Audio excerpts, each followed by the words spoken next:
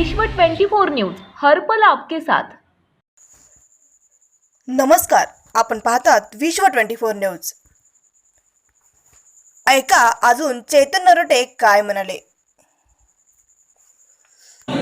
मी काय तर लोकांचं केलं पाहिजे, ह्या लोकांना माझ्याकडे काहीतरी मदत झाली पाहिजे। सातत्याने 10 वर्ष या भागामध्ये हॉस्पिटलचं काम असेल, लग्नाचं काम असेल, कुठलंही अडचणीचं काम असेल तर दीनानाथ शेळके एक काँग्रेसचा कार्यकर्ता आहे भागामध्ये, ते त्याला काम करत असल्यामुळे अनेक वेळा 2-3 हल्ले झाले त्यावर, तरी देखील तो काँग्रेसचा झेंडा कधी तरी सोडलेला नाही। मला माहिती आहे भागामध्ये फार लोकांची दहशत आहे। इकडे 4 नगरसेवक त्यांच्या, पलीकडे 4 नगरसेवक त्यांच्या, या भागात आता महापौर देखील पंचायत नेते होऊन गेलेले आहेत। ह्या भागात 15 वर्ष झाले आमदार आहेत। महानगरपालिकेमध्ये त्यांचे 50 नगरसेवक आहेत। हे सगळं तुमच्या आशीर्वादाने झालेलं आहे। शहर उत्तर, ह्या शहर उत्तर मध्ये सगळ्यात जास्त भारतीय जनता पार्टीचे नगरसेवक निवडून आले। लोकांना वाटलं तरी महाराष्ट्रामध्ये त्यांची सत्ता आहे, देशामध्ये त्यांची सत्ता आहे मोदी सरकारची, आणि सोलापूर महानगरपालिकेमध्ये एकदा भारतीय जनता पार्टी आल्यानंतर ह्या सोलापूर शहराचा चेहरा मात्र बदलून जाईल।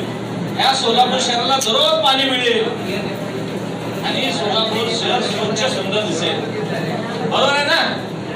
त्यामुळेच ह्या लोकांनी महानगरपालिकेमध्ये 50 वर्षामध्ये पहिल्यांदा भारतीय जनता पार्टीला या ठिकाणी सत्ता दिली। पण सत्ता दिली, तुमच्या आमच्या पदरात काय पडलंय का? तुम्हाला आम्हाला इथले नगरसेवक दिसत आहेत का? कधी तुमच्यावर आल्यात का?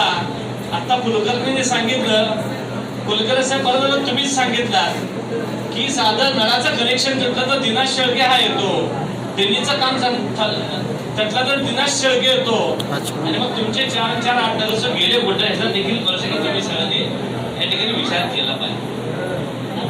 परिस्थिती काय आहे? आज 3 वर्ष झालं स्मार्ट सिटीच्या नावावर हे चाललेलं आहे। तुमच्या सगळ्यांच्या माहिती सांगतो, स्मार्ट सिटी हे उजव्या साईडला आहे, पण कन्ना चौक ते टिळक चौक ते